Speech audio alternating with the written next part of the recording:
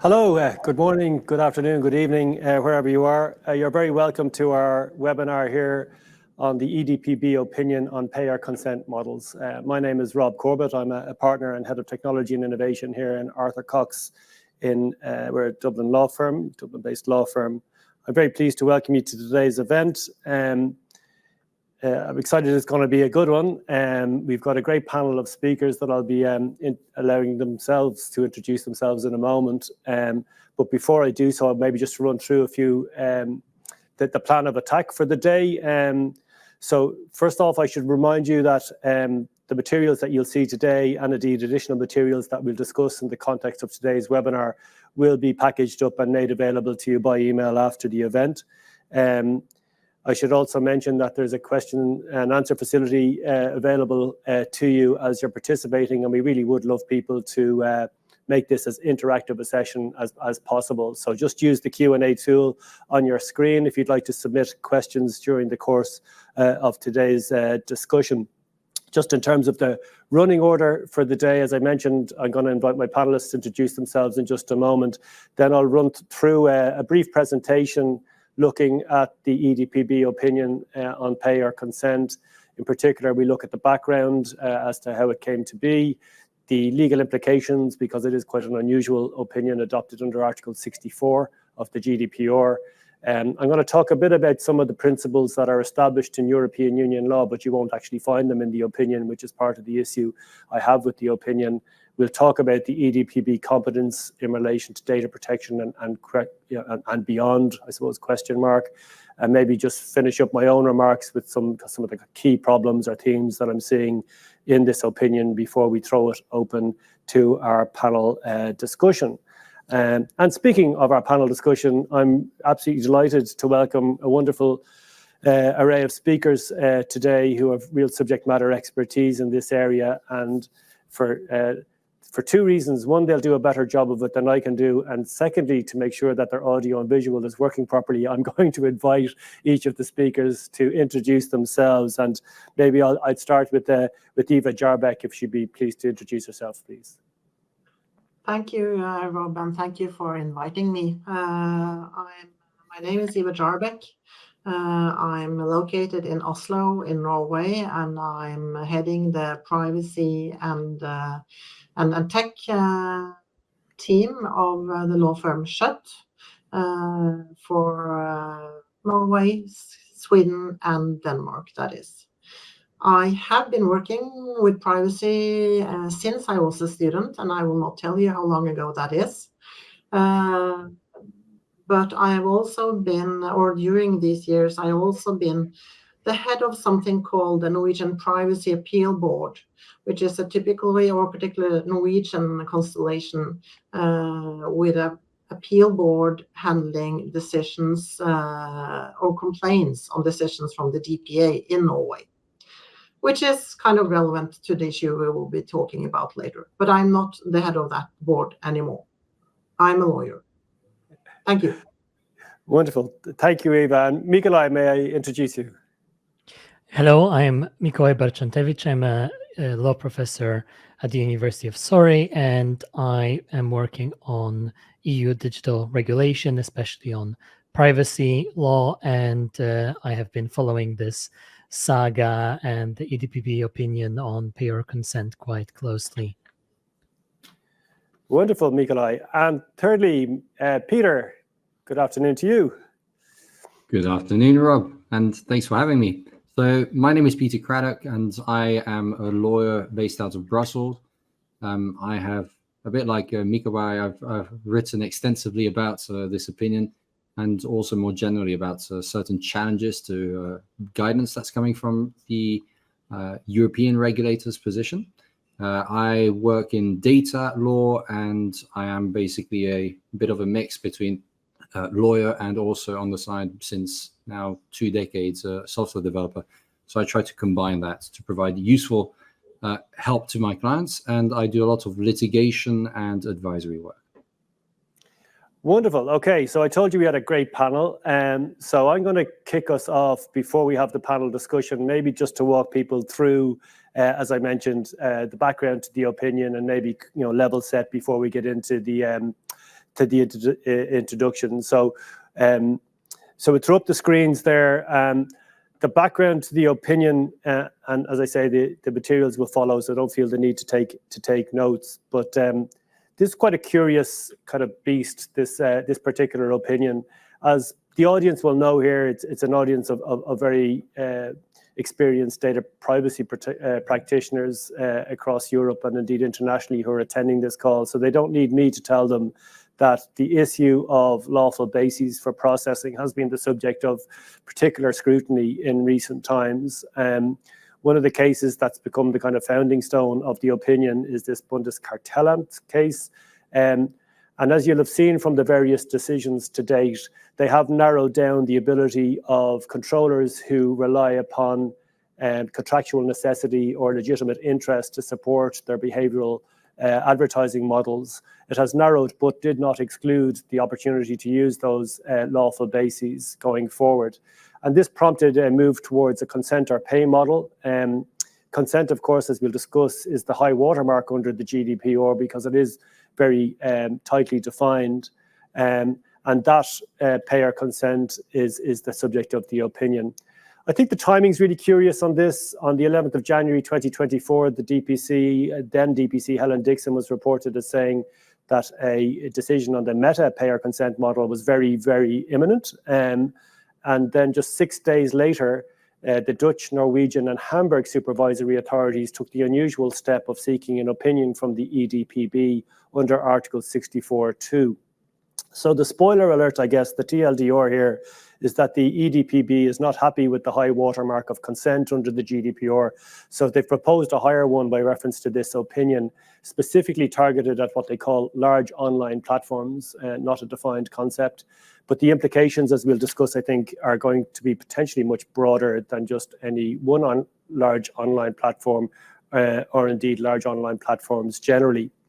So what are the legal implications of a 64 opinion? It's rare, as I mentioned. It's intended to cover circumstances where the consistency mechanism has broken down, but it's not exclusively limited to that. So there's nothing, I suppose, wrong with what's happened here. But what is unusual with it is that it doesn't allow, unlike other opinions, they don't issue them in draft form. There's no opportunity to consult with controllers. The EDPB itself decides if clarity is required on the particular issue brought forward, in this case, by the Norwegian and Dutch and Hamburg regulators, and they decide if the request is reasoned. They decide ultimately whether to adopt an opinion, and that opinion is determined by a majority vote of EDPB members. You'd be forgiven for thinking that this is only an opinion about Meta, but it is not. In fact, Meta isn't mentioned in the opinion at all, so it is not directed at any particular controller. Accordingly, its ability to challenge this guidance is also unclear, but what we have now since April is an opinion that's become the de facto standard for supervisory authorities across the EEA. One might also think, well, it's just an opinion, it's just a copy and paste of existing guidance from the EDPB and the Court of Justice. But if that was the case, we wouldn't be having this webinar. I mean, that's what lots of opinions do, is they consolidate some of the prior guidance and so forth. But what's interesting or kind of concerning about this opinion is the move towards advocating for particular types of business models over and above just quoting guidance that has existed before, or indeed the black letter of the law. So my concern, as we'll discuss today, is that this is straight into areas where the EDPB doesn't really have competence, actually.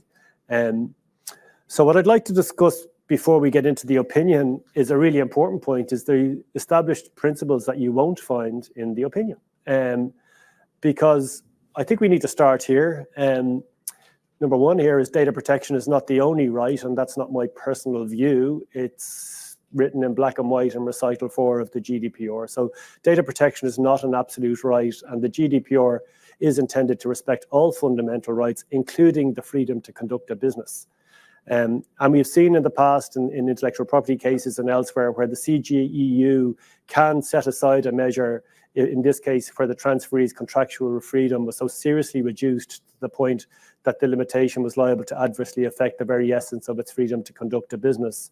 Yet remarkably, there's no reference to the right to conduct a business in the opinion, and yet the EDPB recommends, and we can discuss whether it prescribes this third option beyond pay or consent, which we'll have a look at. The opinion refers only once really to financial implications, and that's in the context of content creators who, when faced with a choice to pay or to consent on an online platform, are exposed, the EDPB says, to very substantial and potentially irreparable loss. The poor creator can't make its mind up whether they wish to consent or to pay, and will rather prefer to suffer this substantial and potentially irreparable loss than make a choice between the two. Funny that there's no consideration of the more substantial loss that's on the hands of the controller, who's built an ads model based on their legal expectation that there would be certainty around their ability to lawfully offer a behavioral ads business across the European Union, provided they do so in compliance with the GDPR and other applicable laws. The second kind of thing you won't read in the opinion is that, you know what, businesses operate on incentives. The purposes of advertising is to offer something to a potential buyer that they want, even if they don't know it yet. It's also known as commerce. And when you're conducting a business, it involves ads, and when you're incentivizing potential users or purchasers to enter into a bargain with you, there's already a wide framework of legal obligations that apply to you. If you're dealing with consumers, the whole plethora of consumer protection laws. If you are a dominant provider, which is one of the issues that the opinion particularly looks at, the bargain is even more tightly regulated under competition or antitrust law. And if you're in the online space and a dominant provider, we have new and highly focused laws addressed at very large online platforms, online search engines and gateways, where the regulation is at its absolute peak. And if you're in any of the above categories and you're using personal data to fuel your ads, the full gambit of the GDPR applies. So it turns out advertising isn't unlawful or harmful, but there are safeguards and frameworks in place and very well developed and continuing to develop all the time to try and address any of the kind of lawful obligations that we should rightfully be applied by policymakers who we elect to pass laws. So the question I have is, where's the fire? What's so wrong with behavioral advertising? I'm quoting from a Court of Appeal of Vienna decision here, which looked at the issue, described behavioral ads model as neither immoral nor unusual. The processing of personal user data was a fundamental pillar of the contract concluded between the parties. And the opinion is remarkable, in my view, for not actually producing any evidence to support the assumption that behavioral advertising is particularly dangerous. And yet the opinion is full of very dramatic language, and I just put some of the expressions on the screen there. If you were reading this, you would think that behavioral advertising was some sort of very, very highly damaging activity that was really going to the heart of the fundamental rights and freedoms of individuals. In fact, while the opinion copies and pastes ad nauseum in relation to the requirements for consent and prior EDPB guidance, consent is already a very high bar, and that's not acknowledged really in the opinion, because we know from the GDPR that the legislators did lay down very strict criteria in relation to consent, which makes it probably the toughest of the lawful bases that are available to controllers under the GDPR. So you'll be familiar with the concepts of freely given, specific, informed, unambiguous, etc., etc. They're up on the screen there. And we have guidance going back to 2020 in relation to how consent works and the risks of deception and intimidation and so forth. And we also have the full gambit of the GDPR rules on profiling, data minimization, etc. Okay, so they already apply to anyone engaged in using or processing personal data in the context of behavioral ads. We also have the e-privacy directive rules on cookie consents and consents to the use of traffic data, content data, and so forth. And of course, we have an enhanced burden again on controllers if the personal data that they're processing constitutes special category data under Article 9. But the opinion really focuses on this presumption that there's a clear imbalance between somebody engaged in a behavioral advertising model and the consumers of their services. And when you look at recital 43 of the GDPR, that clear imbalance is framed around a different type of harm. It gives the example in particular where the controller is a public authority. So when we look at the black letter of the GDPR, we see that what the legislator was worried about was where there was a clear imbalance between a data subject and a controller. And it makes sense that where a citizen is somehow shut out from accessing public services from public authorities because of their reluctance to provide consent, that imbalance could and should and was recognized in the legislation. But my question is, why are private sector controllers who rely on ads revenue so dangerous as to merit this special standard? And it's not clear to me from the opinion why they are deemed to be so dangerous, notwithstanding all of the very rather dramatic language in the opinion itself. Briefly, I'd like to pause on the EDPB's competence in this area, because I think it's important to reflect on the fact that the EDPB is not elected and it is not a lawmaker. There are lots of laws already that apply to consumer protection and to competition law, and there's a whole framework for the supervision and enforcement of those laws, for example, under Article 102 of the treaty in the context of competition law. And these boundaries of separation of powers as between regulators and different areas of competence are really important. They go to the heart of the separation of powers doctrine. They avoid the arbitrary use of powers by regulators, and they provide legal certainty to operators on the market that they can identify the laws that apply to them, and that they can be regulated by defined regulators who have clearly defined scopes and enforcement powers that are set down in statute. So the legislators and the courts have laid down these rules on consent and on fair processing and so forth. And while the EDPB is absolutely entitled to interpret those rules where clarity is required, I suppose the concern is that there's some alarming comments in this particular opinion that suggests that the EDPB can go further and interfere in the market for services. And in particular, as we'll discuss, with this third option that has been self-created by the EDPB, where the controller must not only offer a consent or pay option, but this third option that we'll look at.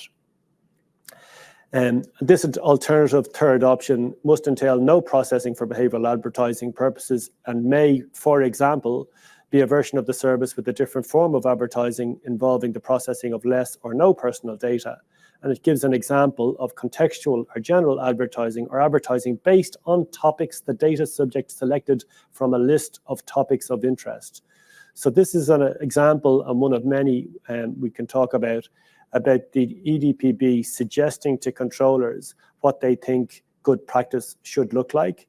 And it begs the question, but hang on a minute, but are these not already regulated areas under the GDPR? Do businesses not have the entitlement and the legitimate expectation that they can design their own business models to comply with the GDPR and not have those business models dictated or strongly suggested, at least, in these particular pieces of guidance that will then be interpreted across the entirety of the EEA?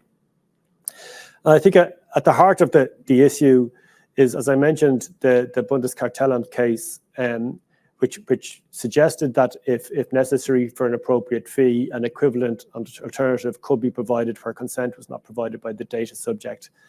But I think it's really important to note what that does not say and what it does not mean.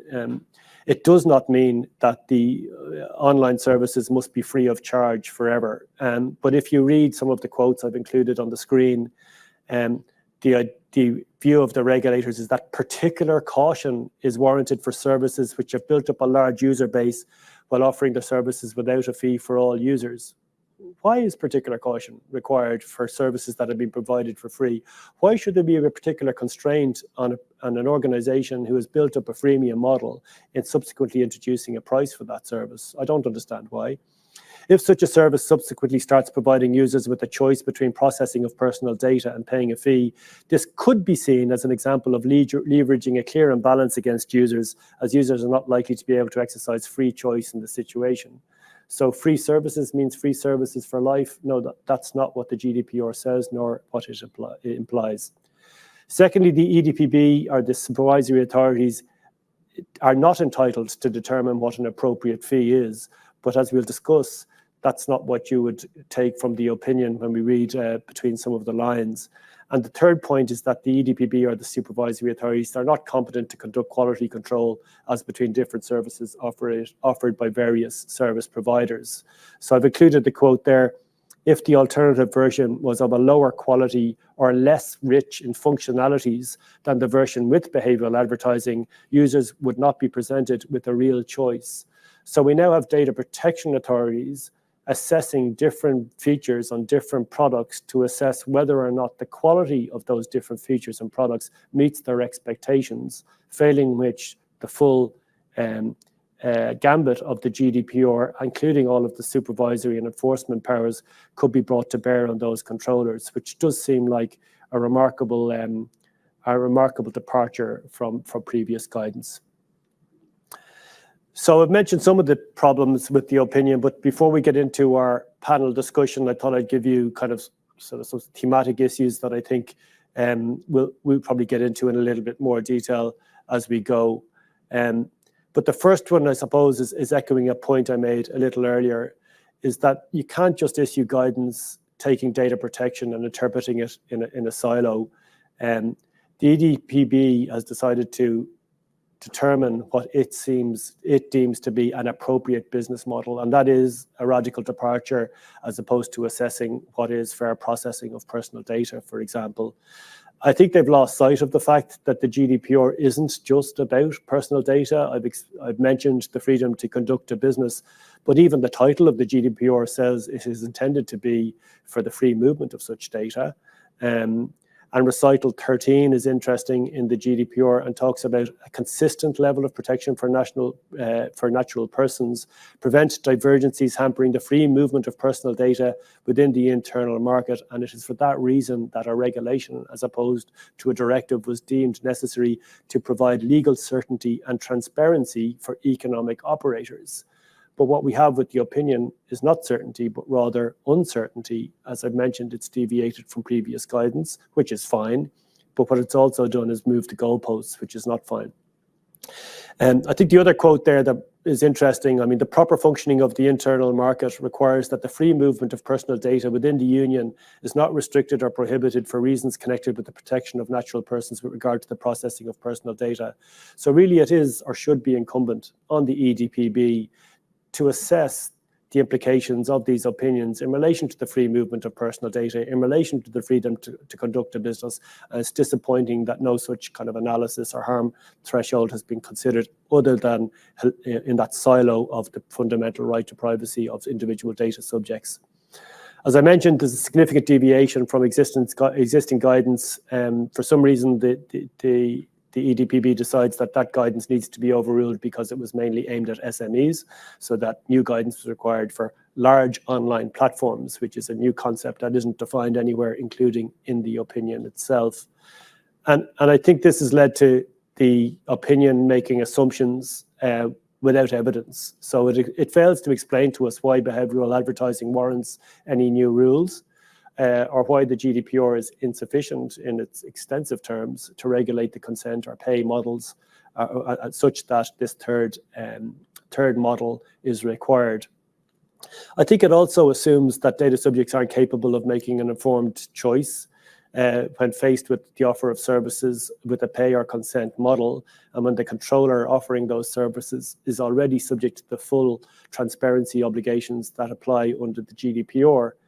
So why can't a data subject freely enter into that bargain with the controller and allow and agree to the use of their personal data as an alternative to paying for the service?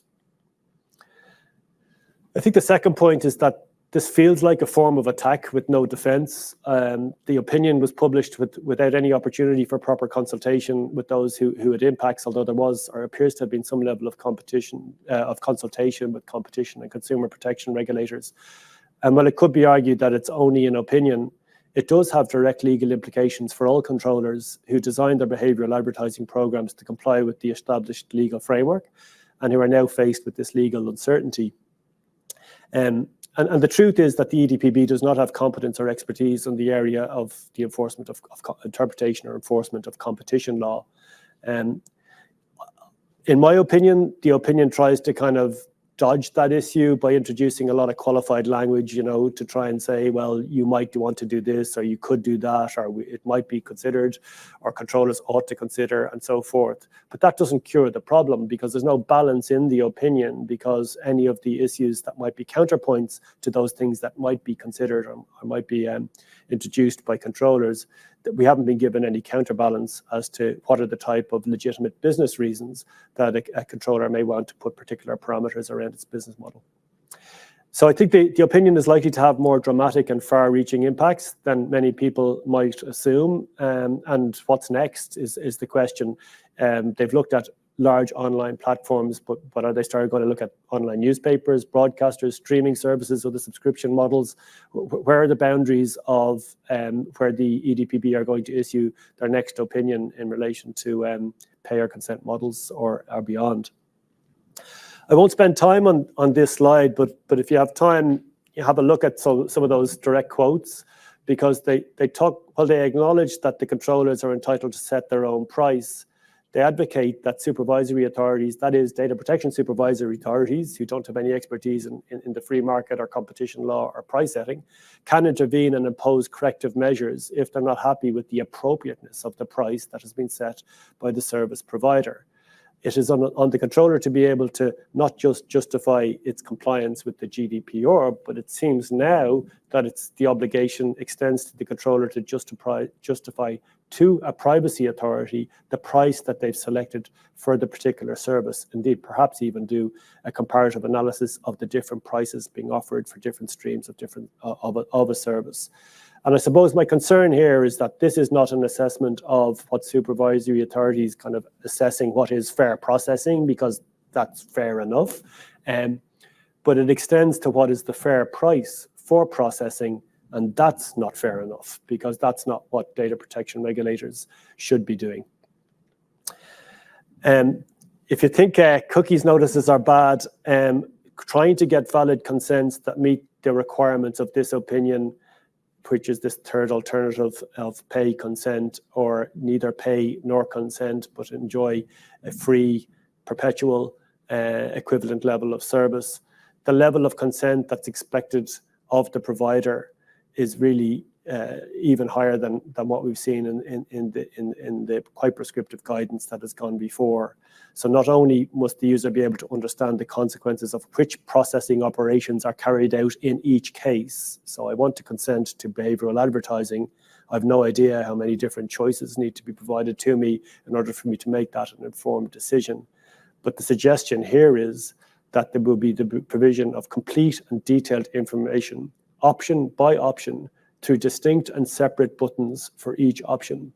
So if you think it's annoying that you have to click a cookies banner every time you visit a website, imagine the amount of clicks that will be required to reach the consent threshold expected of the EDPB in a payer consent model.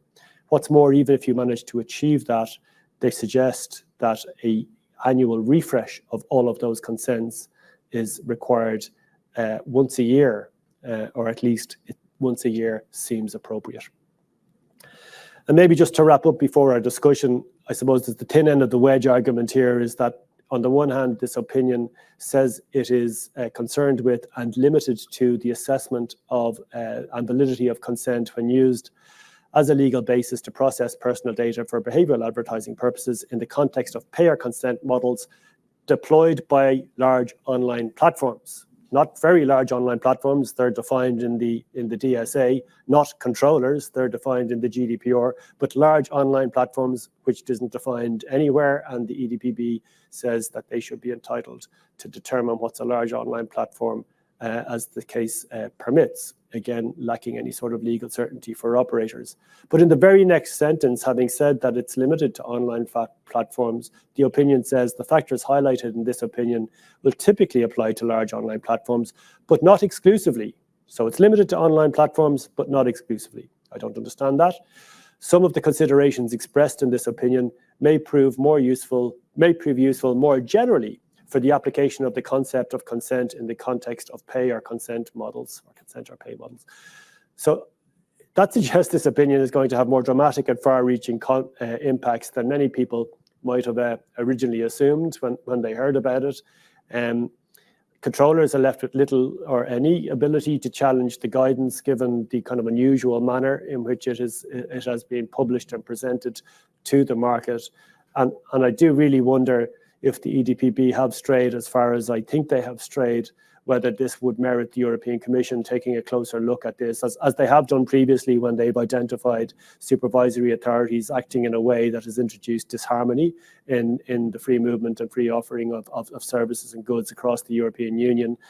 They've written to data protection authorities, including the Dutch, I believe, to try and pick them up on that, because the ambit of the EDPB is to some degree under the supervision of the European Commission. So look, they're just some initial thoughts to kind of kick off our discussion. But I'm now gonna bring in the panel to maybe kind of tease out some of these issues. And maybe I'll start with Eva. I was fascinated, Eva, with your introduction and your particular history of working in the appeal body in Norway. And of course, Norway has had a particular kind of a leading role, being one of the 3 authorities that sought this opinion in the first place, Norway being an EEA member, but not an EU member, and therefore not a voting member in the EDPB. So I'd be fascinated to hear your insights as to how that might have come to being.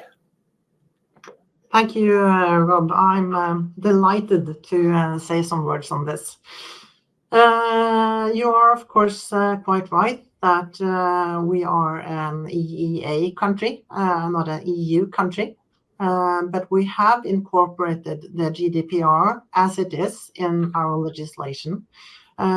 So in fact, what we are doing every day is that we are importing your laws without voting for them, but still asking for advice from the EU on how to interpret them,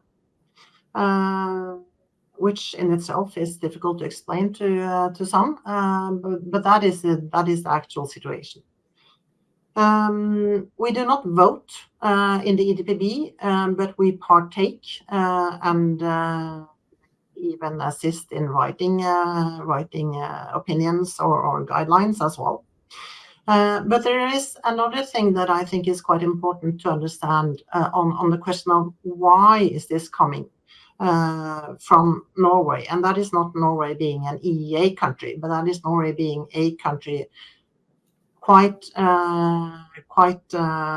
much focused on behavioral ads. And that is actually not a DPA in itself. That is the Norwegian Consumer Council, the NCC, because they came with a report a couple of years ago, which was named Out of Control. And this is available on the web if anybody is interested. It's a large report, and it has also a large technical report, which is an analysis of data flows to and from a lot of different apps. And what they found in that report was that there is a lot of information going to what they call the ad universe. And if you read that report, it's quite clear that they believe that this is very harmful, not only harmful, but very harmful. And that report has been, amongst others, one of the foundations for the also quite well-known Grindr case that stems from the Norwegian DPA with a large fine. And I'll revert slightly to that. But this thought of advertising or behavioral advertising being harmful is that it's kind of core, I think, in Norway. And if you read the public narrative, it's also much found there, many, many places.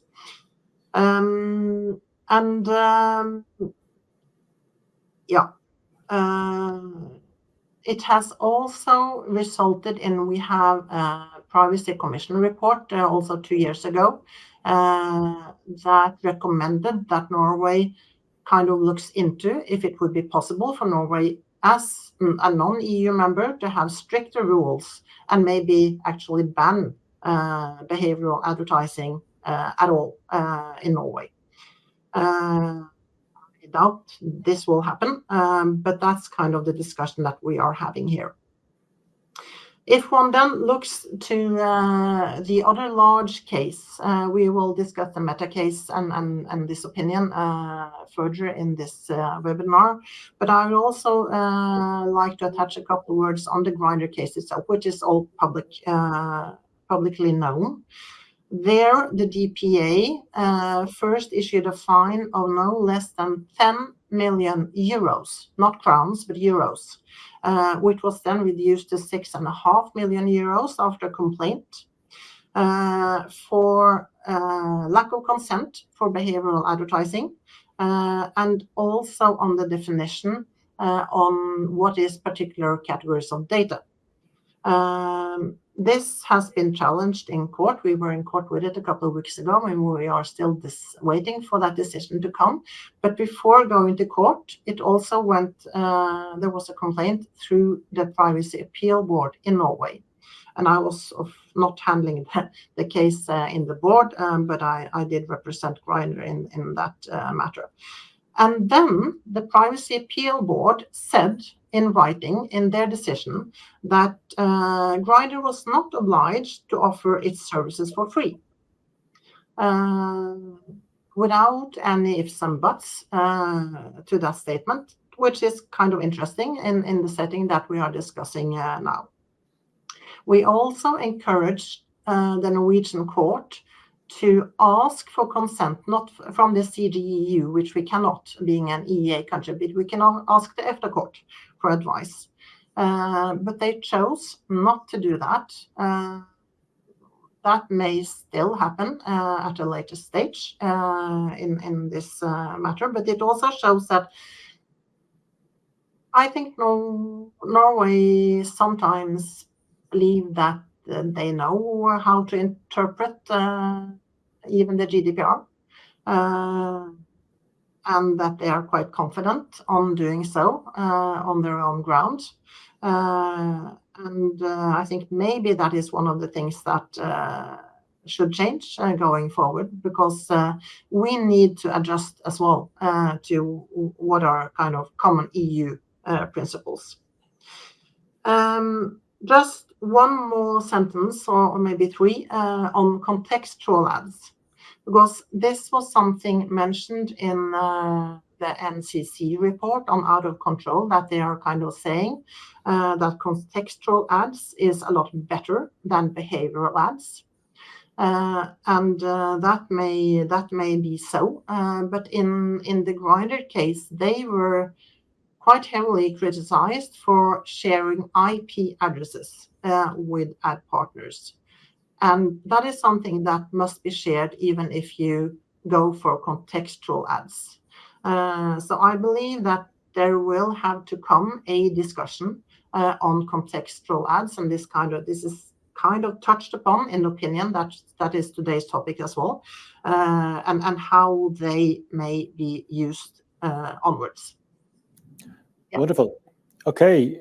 Thank you, Eva. Yeah, so that's interesting, because it sounds like there's a public discourse that's sort of negative towards advertising in Norway, but that philosophical kind of distrust of behavioral advertising has made its way into the EDPB opinion, I guess. And the question is, like, where are the checks and balances there? Because it sounds like from the work you're doing on the Grindr case, that when the courts in Norway have had a look at this, and looked at the actual legal standards, they haven't given a view that that Grindr or other service providers must provide their services for free. And if there is evidence in the out of control or other reports that suggest that behavioral advertising creates these specific harms, why hasn't the EDPB opinion, if that's the Norwegian view and if that's now the EDPB view, why wasn't it replicated in the opinion so that there could have been a proper discourse? So the lack of checks and balances is certainly something I think we could discuss further. Maybe I'll bring in Mikolaj next. Sorry, can I yes. supplement with one thing? Because I should also mention that the Consumer Council, they had help from somebody that I think you may have heard of before, and that is the NOIB. Yeah. In their legal analysis of the data flows and the consequences, NOIB was involved, and this is written in the report itself. And it's also quite interesting to note that that report is saying or questioning if consent may at all be legal basis for behavioral advertising, because they say that the ad universe is so complex that nobody really can understand it. Yeah. I mean, it's not just ask the question or beg the question, who's driving the agenda here, and where's the counterpoint to these points that are being made, or where even is the opportunity for businesses to express the counterpoints? And I suppose that's one of the reasons we're having this discussion today. Maybe, Mikolaj, I could turn to you. I mean, as I mentioned earlier, there's like a lot of repetition in the opinion. It quotes, excessively maybe all the prior guidance around consent and fair processing and so forth. But I briefly touched on the topic of looking at data protection in isolation, and I know you have some specific concerns about that particular topic, and I'd love to hear your thoughts on that aspect. Sure, thank you. My biggest criticism of the EDPB opinion is that it seems to treat EU privacy law as an autonomous reality disconnected from the rest of EU and member state law. And the EDPB appears to be saying we only care about enforcing our reading of the GDPR in the context of two provisions of the EU Charter of Fundamental Rights, Articles 7 and 8. And it's not our job to care about anything else, including the rest of the Charter. Apart from other concerns, this is simply not the correct way to do legal interpretation. You don't get to single out one EU regulation and try to maximize what you perceive as its effectiveness, all else be damned. To interpret a piece of EU secondary law like the GDPR, you need to look at the treaties, the whole of the Charter, and the relationship between this and other secondary legislation. In that context, you would notice the freedom to conduct business and trade-offs with promoting a strong digital single market, which, as you said in your presentation, that's in GDPR recitals. So I'd say that an opinion based on such proper legal interpretation would read differently than what the EDPB produced here. And what's concerning for me is that this is not the only recent example of the EDPB's myopic, I would say, legal interpretation. So I'm also thinking of the recent e-privacy Article 5.3 guidelines, or the opinion on the notion of main establishment. And if I can take this slightly more broadly, this makes me think and ask whether something is fundamentally wrong with the current model of GDPR enforcement.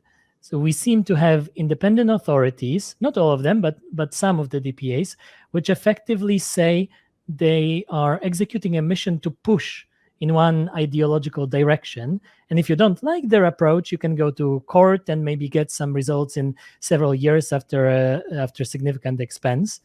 So if I can, if you allow me to be a bit provocative, I would think that I'm thinking that GDPR enforcement needs reform, but not the kind of reform that the EDPB itself has been advocating for. So I would suggest that we could use increased transparency in how such legal interpretations arise. The EDPB is notoriously opaque, and this likely emboldens them to produce interpretations that the members may prefer not to have their names associated with. We could also use more effective, quicker legal recourse. The EDPB may now see itself as a final arbiter on GDPR interpretation because it considers the risk of legal challenge unlikely and remote. So it would be healthy to change that. And if I'm allowed to be especially provocative, perhaps it was a mistake to have authorities charged only with data protection, or at least on one interpretation of the GDPR. That's their only charge. That's how they read it. So maybe data protection authorities should also have a more express mandate to promote what Europeans care about in the context of data, like innovation and access to services. So that's what I think is the big issue. Yeah, I love it. Yeah. Well, nothing like a few provocative comments, but I mean, if they're evidence-based and if they have a fair grounding, I think that's the reason we're having this discussion today. And I definitely want to come back to the issue about the EDPB feeling emboldened and not really accountable in terms of the risk and of being held accountable for what it's done? Because we have a question in already on our Q&A forum from on that exact topic. So I'm going to come back to that one, and also the issue of rights of recourse and the length of time and the cost and so forth that's available to controllers in this area. But before I do that, I'd like to bring Peter in, because Peter, you've written again very extensively on this issue. And again, to remind the audience, we'll be sharing materials after the event with links through to Peter and the team's publications on this. But I'm particularly interested in kind of drawing out your views on why do you think the EDPB, if as Mikolaj suggests, they're on this kind of ideological mission, why is it that they've picked upon businesses who rely on behavioral advertising for their business model? And in particular, how does that sit with the sort of black letter of the statutes that we're all trying to kind of comply with? Thanks, Rob.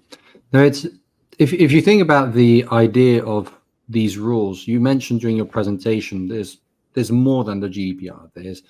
There are specific rules like the Digital Services Act, Digital Markets Act, that have a very particular scope.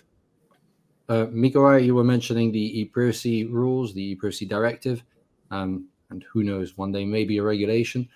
This is one other aspect. And so we have, even recently we had political advertising regulation that was also adopted. There are lots of different pieces of legislation that have an influence on the way that businesses are supposed to operate or in a digital environment. And the Adtech environment, in very broad terms, is a very complex one. If I was hinting at the complexity of the number of actors that are involved, and so the question, well, there was the question, what is consent? Is consent even permitted, and so on? And all of this comes into play when you look at the black letter that people have to take into account. Because when we look at these laws, they say very clearly that certain kinds of behavioral advertising are strictly regulated. There's a prohibition in the Digital Services Act to basically do certain kinds of behavioral advertising that basically involve special categories of data. We have a very clear prohibition in this political advertising regulation regarding behavioral advertising that's basically regarding political data, and so it's specifically targeted again at special categories of data. So we have certain cases where it is prohibited. Everything else by default then is not.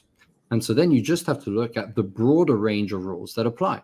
And so does my particular implementation of behavioral advertising, I don't like the idea of behavioral advertising. I prefer the term profile-based advertising because that's more neutral.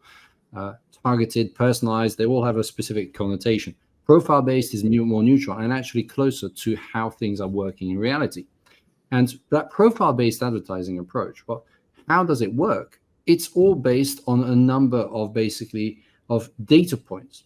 But in a lot of cases, we're not even talking about personal data. So that's a first question. Are we really talking about personal data? If that's the case, then the GDPR applies.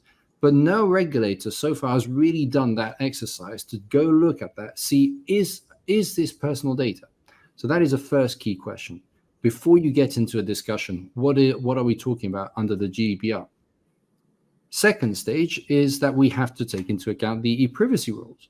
And the e-privacy directive doesn't apply to everything. It regulates certain kinds of technology, certain kinds of information based on whether we're talking about storage, whether we're talking about gaining access to information already stored on terminal equipment of a user or a subscriber. And that doesn't cover every single request. And so Mikolaj was mentioning the e-privacy guidelines that came out of the European Data Protection Board last year. And that's also something that I've commented extensively. There are lots of aspects of these guidelines that basically are eminently challengeable. And it is likely that these guidelines and the opinion will be challenged because there are means of recourse that I'm sure we will discuss because you mentioned that, Rob.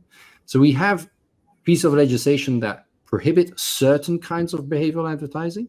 Then we have a set of rules that applies to certain technologies. And if you look at it from a technological perspective, profile-based advertising and then contextual advertising, which basically is based on limited data, these kinds of techniques, they all use similar technologies.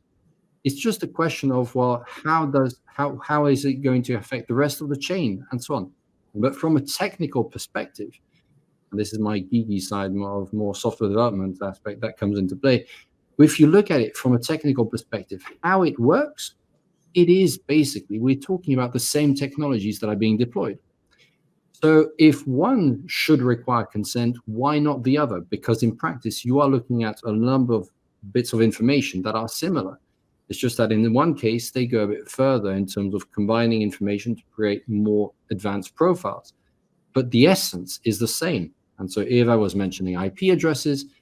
IP addresses are things that are transmitted automatically as part of any server request. So if you're going to start saying, well, profile-based advertising requires consent because we're talking about IP addresses, well, contextual advertising does exactly the same, and any internet communication as well. So the problem is that regulators now are kind of going down that, I share Mikolaj's view, that ideological view that's basically putting everything in the same, that's pushing everything in one direction without looking at the fact that if you just look at a separate technology, a separate approach to advertising, you're actually doing the same thing. You should apply the same rules, and then suddenly you're requiring consent for profile-based advertising, for contextual advertising. But then what's left? If then I don't give my consent, what happens? Am I then allowed to consume products for free? Rob, you were mentioning that this is not something that's the case. This is not required by law. There is the freedom to conduct a business that applies, and I have to benefit from that as a business. And I then as a consumer also benefit from that because I can then choose. I can choose to work with one supplier or another. I choose my providers. If I choose to go for this or that social platform, it's not because the law requires me to do so. It's because I have not yet made, because I think it's a good one. I think there are alternatives on the market, but I don't think they're as relevant.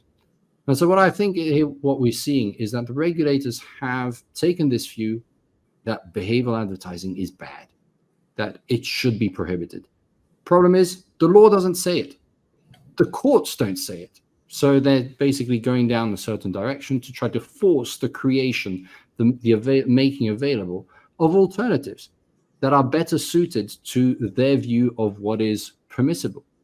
Again, the problem is their view doesn't actually match with the legal requirements that they themselves have been interpreting in a certain way for certain years. So ultimately, it basically leaves things in a bit of a mess, because if you look at the consent or pay opinion, behavioral advertising is bad. They don't explain why. Contextual advertising is great, but they don't say why. And they don't say the fact that actually to make contextual advertising work, you need to look at certain kinds of digital properties where it actually makes sense. That's not given for every kind of publisher. Second, you have to put in place a number of checks to basically fight fraud, to make sure that you are capturing ideally humans and not bots. And I get a lot of comments whenever I'm writing something about that, about the fact that, yeah, well, we have billboards on the motorway. We used to have ads on TV also, and no one cared about tracking, anti-fraud, and so on. Well, my response is, well, so far we don't have a majority of cars on the road that are driven by robots. People are actually seeing those billboards. People are watching TV. We don't have bots watching TV. Whereas we know that on the internet, there is a huge, rampant bot fraud issue. We have rooms full of people clicking on ads. We have bots doing it now for much less cost. And so there are different realities, economic, factual realities that you have to take into account when assessing whether a particular business model makes sense. And so I think this is all part of the discussion that regulators have to take this broader view. Yeah, wonderful, Peter. And actually, Alex Abrahams has submitted a question, just goes to one of your first points about personal data and the absence of any analysis as to harm, because Alex makes the point that the opinion follows the CJE judgments on contractual necessity and legitimate interest on behavioral ads based on first-party and off-platform third-party data. But the opinion, he notes, doesn't distinguish between behavioral ads based on first-party data and behavioral ads based on third-party data. Given that the personal data processing for serving behavioral ads based on first-party data is less intrusive and involves less data sharing than third-party data based on behavioral ads, shouldn't there be a distinction in the opinion? Very good question. Was this intentional, or is it because the EDPB is ignorant or confused about the multifaceted nature of behavioral advertising? For example, a more data sharing heavy third-party SDK ad network type ads versus an in-app first-party ads, which do not involve sharing with DSPs, etc. So, I mean, that's a very critical point. I mean, by just saying big, bad behavioral advertising, and at one stage there's a reference in the opinion to advertising is bad because it can be on the platform and it can also be off the platform, therefore it's all bad. And I suppose the whole tenet around a lot of the comments that you've made, that the panelists have made so far, is that without any actual assessment of the different risks that are presented by different, in particular, processing operations that are derived from different types of, a very complex real-time bidding and so forth, Adtech network, all we get is behavioral advertising bad. It's very Orwellian. If I may just respond to that, I think, this is exactly what we saw in the pleadings that we had before the Court of Justice in the IAB Europe case, where the opening statement of the Belgian Data Protection Authority, and they were the first to basically speak about this, it was, it's, you're having a conversation with a friend, and then suddenly you see an ad for what you were just talking about. And I work for a lot of players in the publishing and ad tech space, and I know that this is just a myth. But the fact that the authority, who has received so much in terms of explanations about this, keeps on perpetuating this myth that your phone is listening to you, it means that you're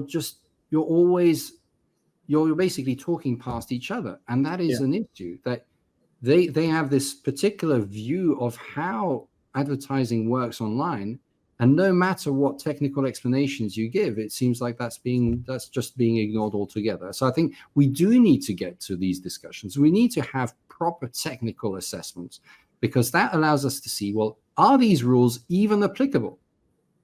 And once we've done that, once we've had a proper assessment, Belgium, for instance, the Belgian Data Protection Authority was criticized by the market or by the Court of Appeal because they didn't examine whether the fundamental issue was actually, we were really talking about personal data. They didn't investigate it. They relied on submissions of the complainants. And so I think we always have to do that in any kind of discussion regarding these technologies, regarding these business models. Look at how it's working. Have a technical look at it. Have something where you have lawyers present and people who understand the technical aspects. Work together, figure out, well, how do we assess this? Do these rules even apply? If they do apply, what are the consequences? Yeah. Would either Eva or Mikolaj like to come in on that theme around the kind of risk analysis? If not, I have another question here. Feel free to pipe up, guys. I'm just happy to add that, and it's something I keep pointing out in all the conversations that start with this Bundeskartellamt judgment from the CJU, that it was about third-party data, and I feel it almost as I see it almost as bad faith not to see the difference in legitimate expectations regarding whether your data from other platforms is used on this platform and whether your data from this platform is used on this platform. I mean, it seems like intuitively such a strong distinction. And as you noted, nothing about this in the opinion. Yeah, thanks, Mikolaj.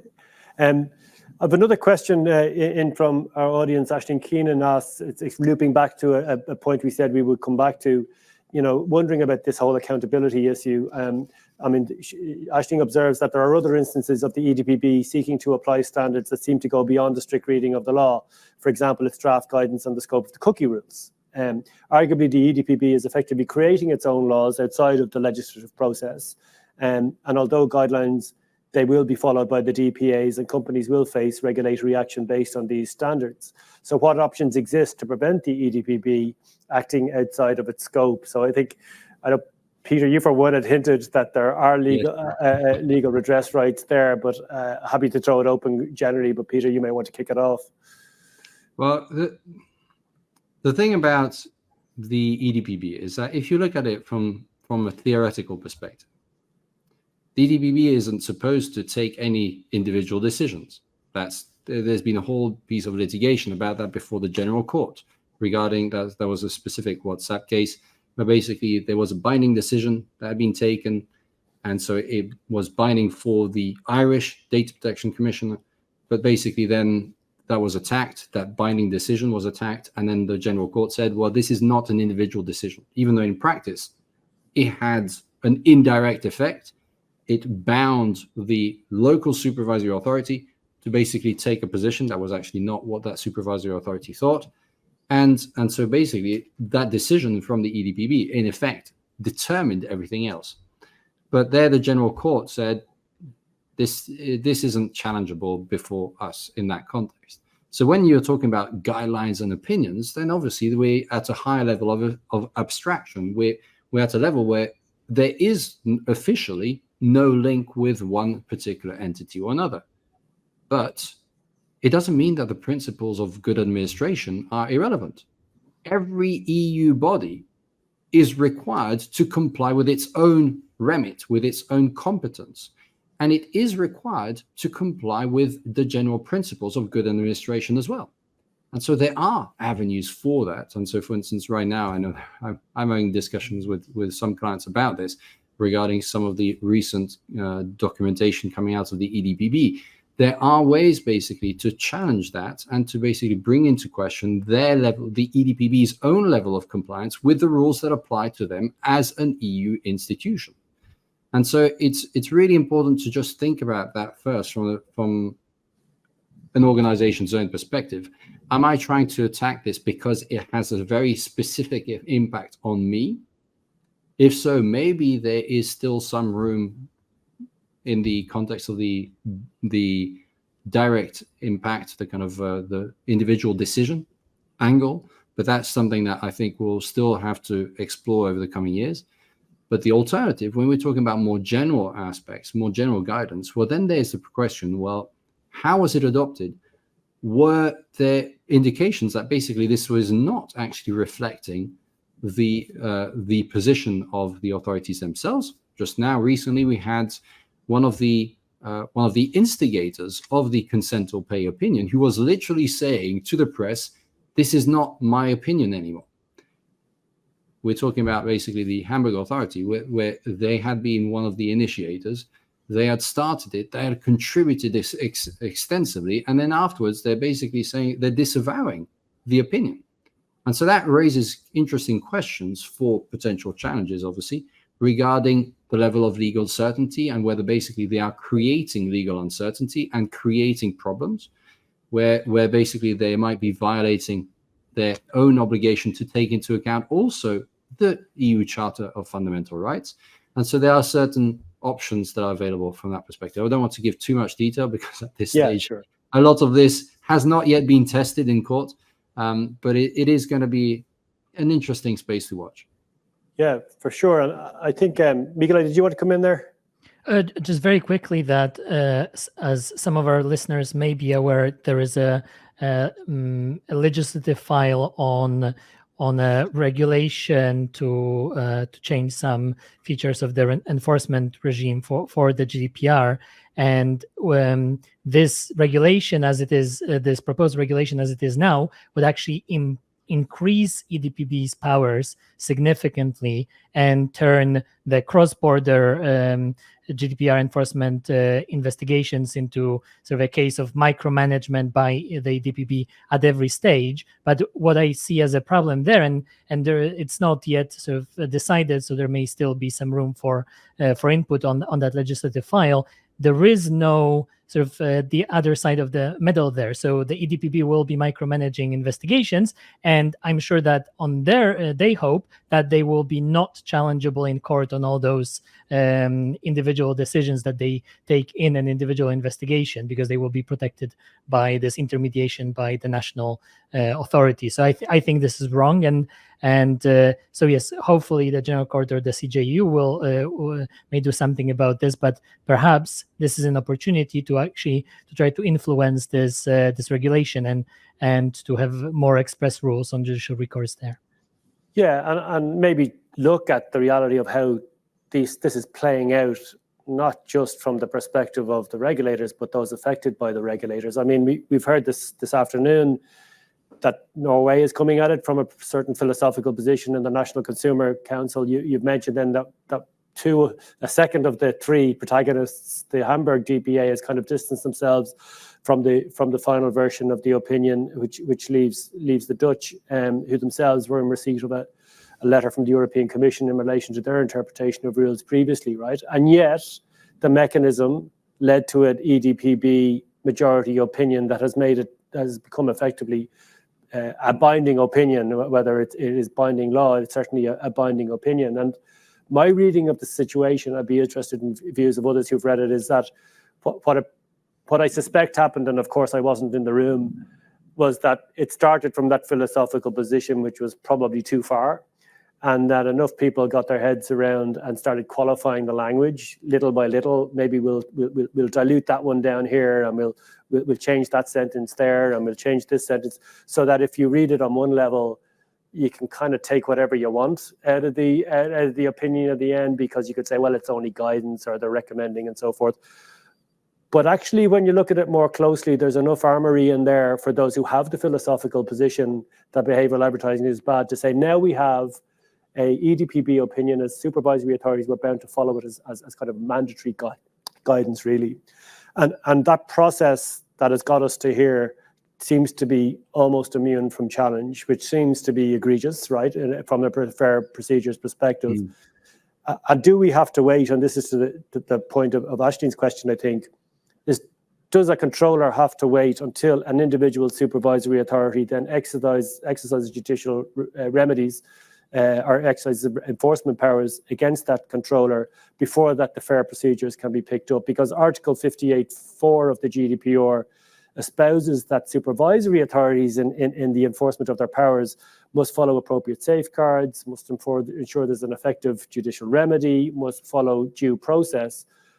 But isn't it bizarre that the EDPB, although it does have its own internal rules, doesn't hold itself to the same level of accountability as it holds controllers to when it asks them to be able to demonstrate, their ability to meet fair processing procedures? So there really does seem to be, something to that. But perhaps I think it's linked to what Mikolaj, you were mentioning a bit earlier about the fact that we have if you look at the opinion and the fact that we have all of these different countries that basically were happy to take a certain decision because basically it wouldn't be attributable to them. And if you think about the idea of this large online platform and the inherent vagueness of the concept, the fact that there's nothing in the GDPR about what a platform is. There's nothing about what an online platform is in the GDPR either.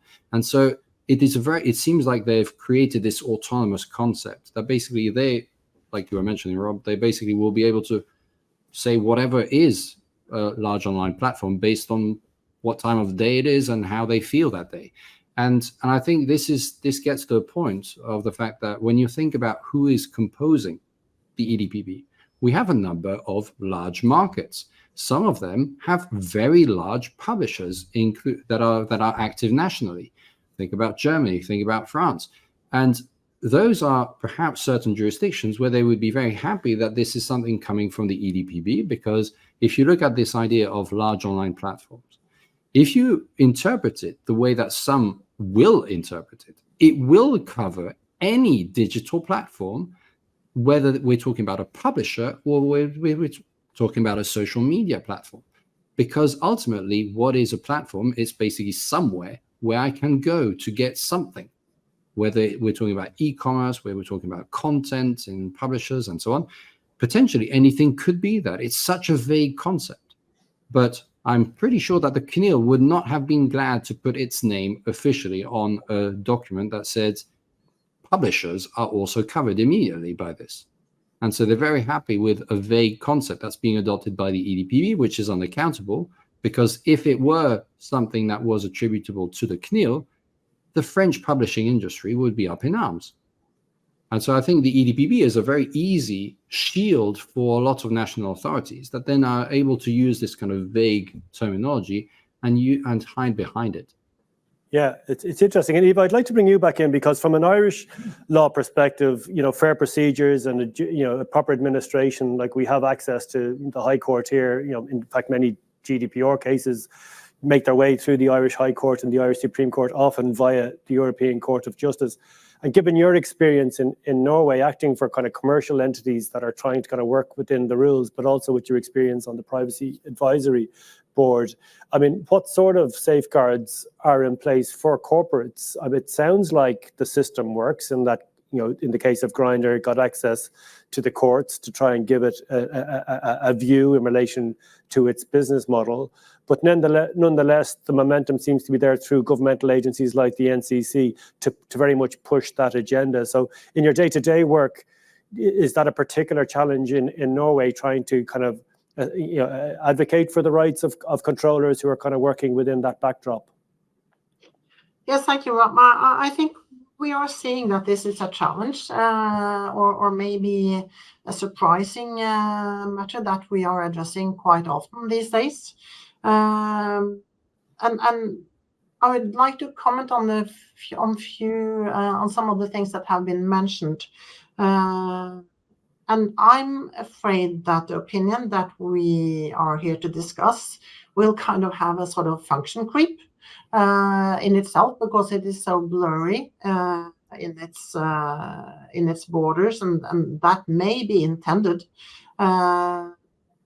And I would also like to say that I agree that it would be nice to have kind of better procedural rules around EDPB and the decision making in there, but I wouldn't advise anybody to hold their breath waiting for that to happen the first year, or maybe 3 or 4 or 5. And at the same time, we have another decision in Norway, which is quite interesting. And that has to do with a public entity called Statistics Norway. They are producing statistics and gathering a lot of information based upon different legal bases. And one of their legal bases is a particular act giving them powers, and they may also make decisions that certain controllers are to hand information to them so that they can produce statistics. And 1.5 years ago, approximately, there was a big discussion and a legal debate between Statistics Norway and the Data Protection Authority in Norway, because Statistics Norway had made a decision through their normal legal channels to gather more information from certain controllers. And then the DPA said, and they have written as well, that this was kind of too weak a legal decision or legal basis in order to gather that kind of information. So they required that Statistics Norway preferably should go through the parliament instead and get their legal basis through a new or different act. And in a way, I think this is kind of parallel to what we are seeing from the EDPB now, where there's little transparency on what is going on and how the decisions are made, little possibility to influence what is the final result. And yet I fear that this will continue the way it is for a considerable time. And then I see actually only but one option in trying to get a better result for everybody, and that is we need to understand each other better. And as you have both been, or all three of you have been addressing, For example, regarding contextual advertising, or actually the advertising business at all. When one really gets to work with it, one does get the impression that many of the guidelines are written without real understanding of how that industry is working, both commercially and at least, and especially in the technical way. Yeah. Yeah, and there's a question here on that point, I suppose, which nicely rounds up a point that was made earlier on about the complexity of the real-time bidding and ad tech industries. From Eric Sandel here, he says, there's a lot of discussions regarding the questions of ad tech is processing personal data, and if so, if it's processing personal data, and if so, to what extent. The regulator's low threshold for assuming what is personal data have been supported by the ECJ and the IAB case, and have we any reflections on that? So, Peter, I suspect you at least have some reflections on that case. Yeah. I do, because actually it's not what you think. The Court of Justice actually followed all of our legal reasoning in terms of the concept of personal data. They made a number of factual assessments that themselves are actually incorrect. And so that leads to interesting possibilities, because the Court of Justice explicitly said in its judgment, basically it confirmed the Breyer judgment. The Breyer judgment has been so misunderstood over the years, because everyone has been quoting, well, so many people I've seen have been quoting it to say that IP addresses are personal data. But that's not what Breyer says. Breyer says that you need to have lawful means that at your disposal to be able to identify someone, to enable identification. And so this is the thing that is really key, is that whenever you're talking about any kind of data point, you have to think, do I have means at my disposal to be able to link that to a natural person? And if not, is there someone that I can turn to? If there's no one that I can turn to and lawfully obtain from them some means of identification, then basically Breyer and the IAB Europe judgment both say exactly that. It is not yet personal data. Because the key thing is what is available. What are the means available? We have recital 26 of the GDPR. We have the Breyer judgment. We have the IAB judgment that basically all are about this. They all say that it's a question of means available, of means reasonably likely to be used. And reasonably likely also implies lawfully, which has been confirmed in the Breyer case. And so it is all a matter of whether I have anything at my disposal. So a lot of people are always doing this shortcut. IP address is personal data. Now, anything regarding any kind of identifier on the internet is going to be personal data. That's not true. And so you have to take the time to explain, well, what can be done? And so, for instance, in the IAB Europe case, we're now back before the Court of Appeal now to kind of challenge the factual component of it. But the legal assessment itself is what has been argued by us basically all the time. And so it's very important when you're looking at your own situation to try to think, am I really talking about personal data? Do I have any justification for saying that it isn't? And really document the process, because that is going to be key. Yeah, and really you're not saying anything that isn't already clearly laid down in the law. I mean, under the GDPR, you're relying on your lawful basis, you've got your accountability, you've got your privacy by design, you've got all that other good stuff, but starting with, do I have personal data in the first place, you know? And as I mentioned earlier, we've got specific laws, like you mentioned, the Privacy Directive in relation to specific use cases requiring specific consents, like value-added services, traffic data consent, special category data requires its own analysis. We are not short of laws that place obligations on us when we identify the collection and use of personal data. But what this lacks is any sort of realistic risk assessment or parameters when doing a risk assessment in relation to behavioral advertising, or what are these additional unique special factors about behavioral advertising that controllers need to take care of when processing personal data. Instead, it's just, you know, 2 feet good, 4 feet bad, whatever, it's like behavioral advertising just bad, right? And therefore highly dangerous. So you just see that, if I may, that you see that in the conditions for consent that were added in the opinion.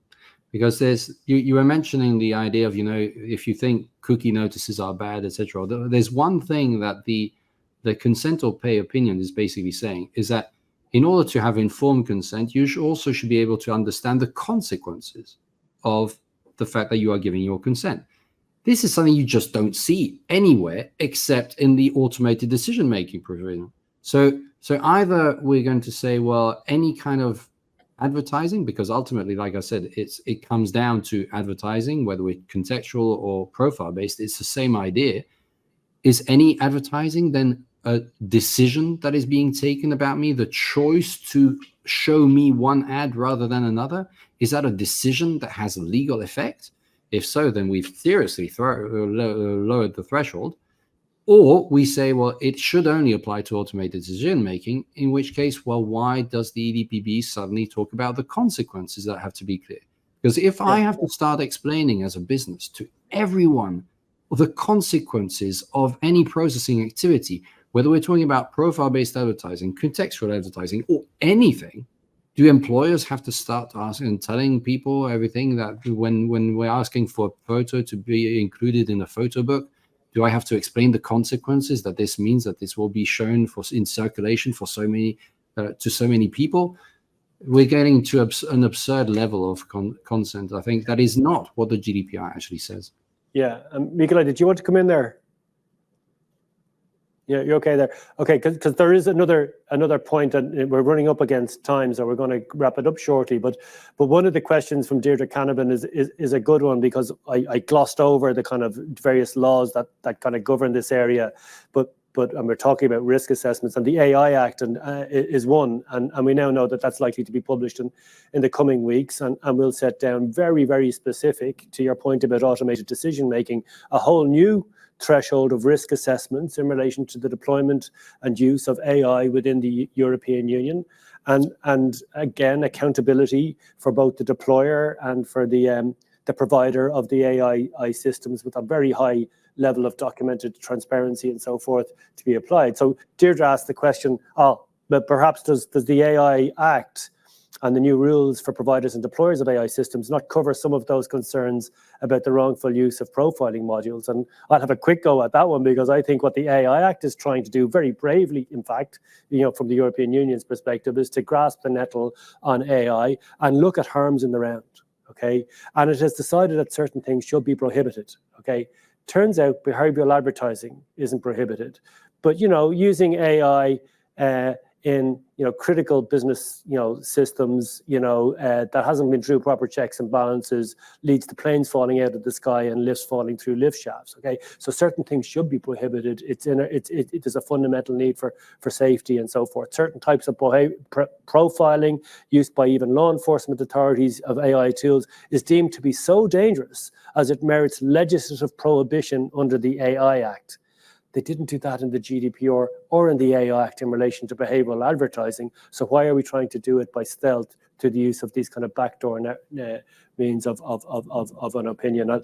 I'll throw out any final remarks to the panel before we shut down. And I wanted to thank everyone who took the time to. I didn't get to every question, but we got to a good few of them. But any final remarks around the table? Maybe Mikolaj, we'll start with yourself. We just have you on mute. Sorry, we can't hear you at the moment. One moment. I'm a bit more optimistic about the political legislative process than I am about the EDPB. And I think the example you just gave, we can also think about attempts to ban targeted advertising in the Digital Services Act file, even before it was DSA and DMA. So the legislative process, I think, is more aligned with the expectations that sort of ordinary Europeans have about access to services, how they want to pay for them, and so on, than with, I think, a very niche view, which is being pushed by now a majority of the EDPB and certainly by some DPAs. So I think that no promises, but perhaps there is a chance for a bit, maybe some of those things from my wish list to happen if not in this new GDPR enforcement regulation, maybe in some future legislation. But I think that is one way to pursue to bring a bit more clarity and sense into this debate. Lovely, yeah, and I like the optimism, because I mean what we're talking about here might seem unduly critical, but it's coming from a place of an actual realistically, you know, live harm that seems to have kind of landed itself without the proper parameters. But we didn't spend this webinar talking about all the good initiatives and policymaker and black letter laws that are coming from the European Union that are, you know, generally a force for positive engagement as between commercial operators and data subjects and citizens. Eva, any final remarks on your side? Just in short, I believe that we are seeing a future where the technical facts will be more important than they are today. And I also think that what will be more kind of popular or necessary onwards is doing vendor audits for different ad networks and different constellations, because we need some uncertainty on how data is used, and then we can also be able, hopefully, to talk together from a more common framework. Thank you, Eva. And Peter, any last remarks from yourself? I think it's usual to use an analogy that I don't agree with, because when I evoked the idea of, well, let's do a pause here and let's think about freedom to conduct a business for a second. One remark that I heard was, well, you know, what if all oil petrol companies started to use that to justify oil spills? And you know, this is getting to the point where these discussions are no longer discussions. We're talking about huge antagonisms where certain people have a certain perspective, and basically it's completely detached from the reality, the economic reality, that businesses are there to serve the public, but you don't get something for free. You have to pay for it somehow. And so I think we need to kind of all let this cool down a bit. Let's try to bring some pragmatism back into things, and let's think about how do we combine all of these interests in a way that works. And I think there is room for that, potentially not yet at the level of the EDPB for some of the reasons that we discussed, but hopefully then through the courts and also through the legislator, we will be able to bring back a bit of balance into the way that we're approaching data protection. And so I'm hopeful. Good. Thanks, Peter. And look, this is an effort to bring a level of that counterpoint and discourse to the debate here. And, you know, I hope people have found it useful. As I mentioned at the start, we will share materials to everybody after the event. The webinar itself has been recorded, so a link will go to participants there as well.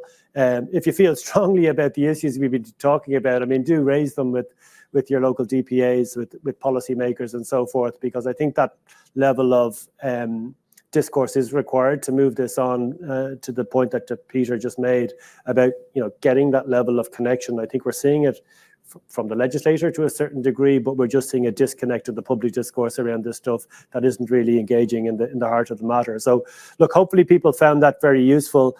For my part, I found it a really interesting discussion, and it was all the more interesting for the quality of the panelists. So in particular, I'd like to thank Eva, Mikolaj and Peter for giving us their time and insights today. Really enjoyed the discussion. Thank you everyone for giving your time and joining us today. It's been our pleasure hosting this webinar, and we wish you well for the rest of your day. Thank you very much. Thank you.